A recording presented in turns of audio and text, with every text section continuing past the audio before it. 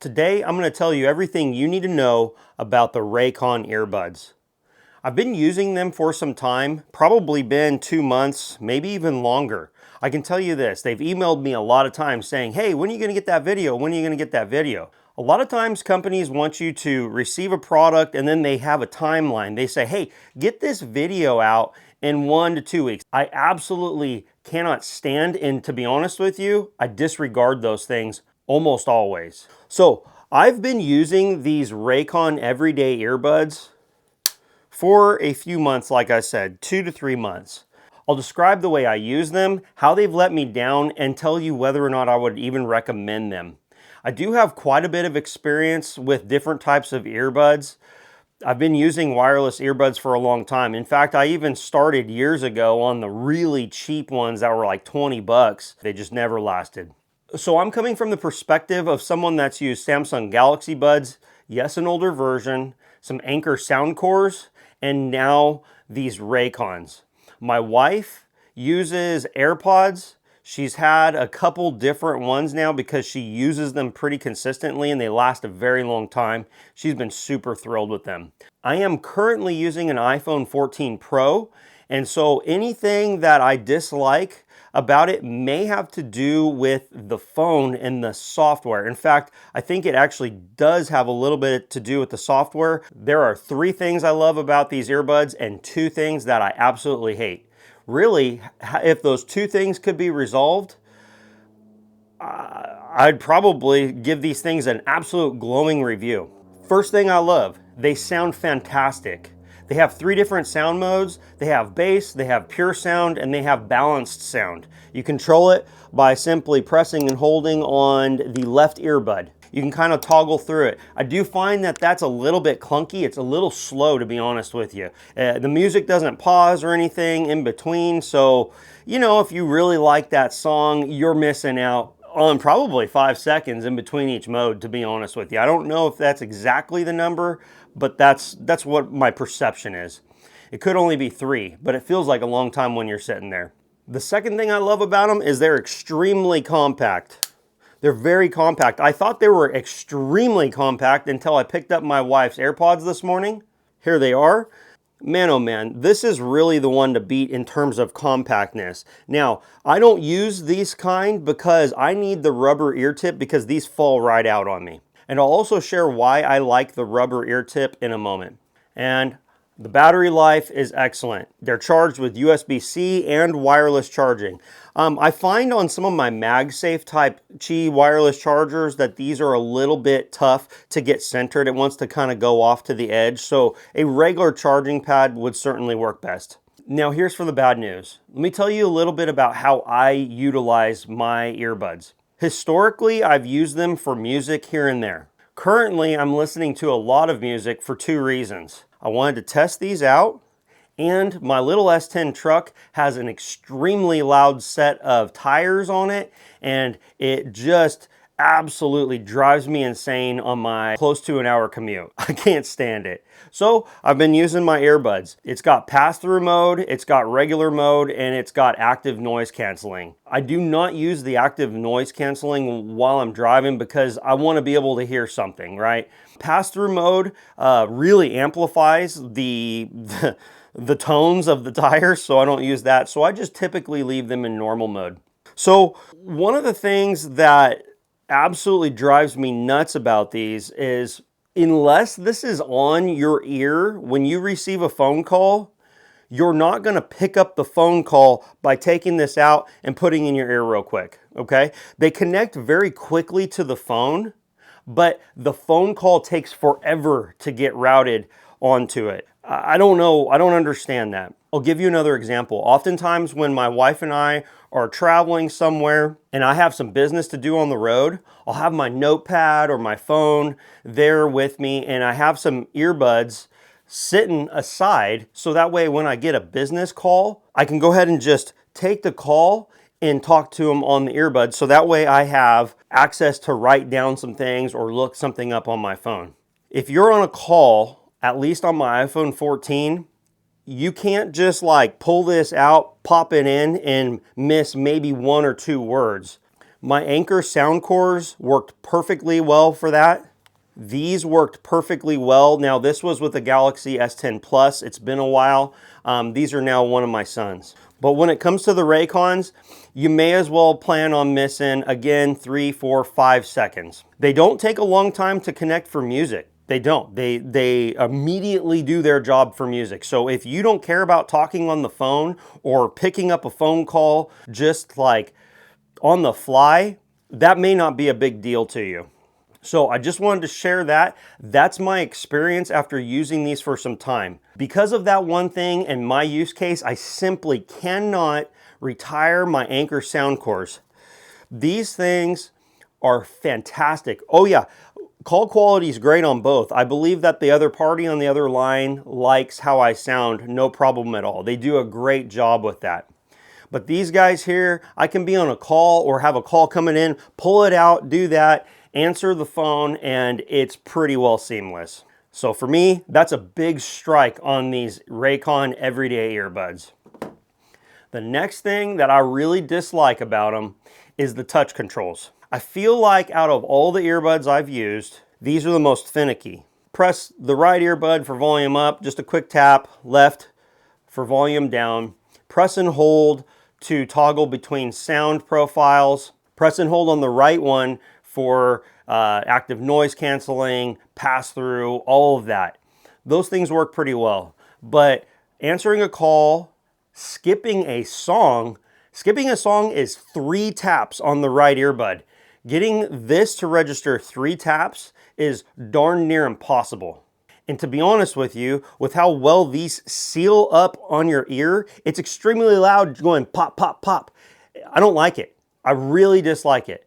The touch controls, in my opinion, are janky. They're just not any good. You might have seen in some of my videos, I have my ears plugged when I'm running a chainsaw. I had been using them to see what they were like as earplugs. No, I'm not typically listening to music while I'm cutting with the saw. I wanted to see, was it comfortable? I don't know if that is technically, if these meet some sort of ANSI specification or anything for ear protection, but I figured I would go ahead and try it. I took the liberty to do that with my own body, and so I think that they work pretty well with that. If you are in a noisy environment, like on a construction site or something, I myself would not hesitate using these. If you have business calls coming in, or if you have a podcast, or you want to listen to a book or whatever, I wouldn't hesitate using them for that personally. Use them at your own risk. In terms of comfort, they're the most comfortable earbuds I have ever had. I feel like I typically use the larger tips. They seal my ear well, they don't want to fall out, and I don't mind wearing them. I don't just wear them all day in normal existence. I'm not one of those people. In terms of comfort, yes, you can wear them long term. The battery lasts seemingly forever.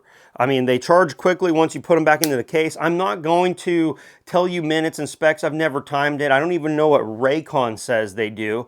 So I just thought I'd let you know. They did send me these at my request, and I have not used them yet. And the reason why I got yellow was because I wanted the high visibility. Oftentimes, my stuff's buried in a backpack or a bag, a camera bag or whatever, and I want to be able to find them easily. Also, I figured that if I drop them in the woods or in the vehicle or something, I'd be able to find a yellow case. I'm looking forward to using these. One of the things I'm not looking forward to is it's going to add a little bit of girth to the earbuds. So Joe, do you recommend the RAYCON earbuds? I do if you understand what my limitations have been. I don't know what the current price is, but I will post links to Amazon below where you can find these earbuds. I think they're a solid offering. I think the quality feels good. The earbuds, like I said, the battery lasts a good amount of time, but for me, they fall short on the calling issue, and that's a major issue for me. My Anker sound cores sound nowhere near as good for music. So if music is your #1 priority, then I think they are a solid offering, no doubt. Doing YouTube, I also have to charge a lot of things. Even on my chainsaws here, this is a little rechargeable battery, USB-C. These right here are GoPro batteries, okay? I'm constantly charging. On my phone right now, I'm using a gimbal. I'll go ahead and pop it off so you can see what that looks like. This is what I'm recording with, okay? This guy right here helps magic happen. It makes my videos way more smooth, and it helps me to have it be less jittery. It gives me the ability to keep my camera flat. But with that being said, guess what? It's got a USB-C cable. I've been extremely happy with that charger right there. I have charged my phone. I charge a lot of low voltage or smaller rechargeable items. I have never charged my MacBook Air. I don't have a reason typically to do that. I edit on an M2 MacBook Air with a 15-inch display. The only reason why you see this Apple brick here is because I have a lack of USB-C type cables. Type A, I have them all over the place. So I've got one lightning charger here, and I've got all the rest USB-C. I cannot wait to get a new iPhone where I have USB-C on that as well. There's the gimbal working its magic. Check that out. I'm tilting my thing back and forth. It's pretty darn incredible. All right, here. Some tips for YouTubers that might take free stuff in exchange for a review or to provide exposure. The less terms, the better, everyone. Any company that gives you a list of things they want you to do, in my opinion, it's just not worth it. If they're wanting to review the video before you post it, that is something to absolutely run from, in my opinion. I have experienced the best of collaboration, and I have seen some pretty cruddy ones. That's all it's to it. I often find that the cheaper the product, I think meaning the lower the margin, they're more on your back to getting content out there. And to me, that is how you get disingenuous reviews. I have done reviews quickly, opened up the package, talked extensively about something, because I think it sometimes is a pretty good subject in terms of showing you what you get. But then I've been burned finding that the product is less than stellar in the long run. Companies looking to send products to YouTube channel. Guys, this is the craziest thing. I get offers almost daily for things like lingerie. I've gotten exercise bike offers. I've gotten, what else is some of the weird ones? Camping stuff. Camping stuff is not exactly outside of my genre, but again, you get weird stuff. Don't take everything. You don't take everything. Unless you want to be a review channel that only reviews stuff, I would recommend not taking everything you get. I recently had someone say, oh, this channel is just becoming an advertisement. The reality is this channel has had a lot of success because of you guys, the viewers, and also because of some of my most important collaborations. Guys, it's a big deal for a channel like me. I'm not someone that can fund my channel just solely off of my bank account. I can't do that. I've got a family I'm taking care of, and so, you know, like these earbuds, I'm not making any money off of that unless you did use my affiliate links, which I doubt I'm going to sell a lot of these, okay? And I'll probably make $1 or something per earbud sold. Okay, so it's something to think about. Don't take everything. Companies, please be reasonable. You sent your earbuds, Raycon, to a chainsaw channel. That's what you did. I'm not going to make a 3-minute dedicated video not being myself. That's all it's to it. I'm going to give a fair and honest review. I owe it to my viewers because my channel is essentially my brand. It represents who I am personally. It's a blessing to my family. And I'm not going to blow that over some free earbuds. It's just not going to happen. I'm not going to post a video that says go out and buy these without even using them. You can't tell. I've got a full-time job. I've got my YouTube, which is over full-time. And I simply need some time to review the products. So anyone starting out on YouTube, if you are just now starting to get emails about, hey, we'll send you this, we'll send you that. Those are just some tips and some warnings I have. I'll give you one more example of a product that you guys haven't yet seen that I am reviewing. I am checking this thing out. And I haven't made a video on it yet because I'm formulating what on earth I think about it, finding its limitations, right? Here it is. I've got this. This right here has some extremely big strengths to it, and it's also got some big negatives. Am I liking it? Absolutely. Am I bummed out about a couple things? 100%. So there you are. There's my short review on the RAYCON earbuds. and also a few tips for any company that's looking to send out product and for new YouTube channels that are just now getting started. If you found this conversation interesting, make sure you hit that thumbs up, subscribe, and check out my other content. We have a lot of videos. We are not just a review channel. I do reviews periodically. I do sometimes talk in front of the camera for a long time, like I am right now, but oftentimes we're doing projects. We're cutting firewood, we're splitting firewood, we're building things, and again, we're not a how-to channel. It's just a how Okie Woodsman does it type of thing out here in rural Oklahoma. We'd love to have you, and I'll see you on the next one.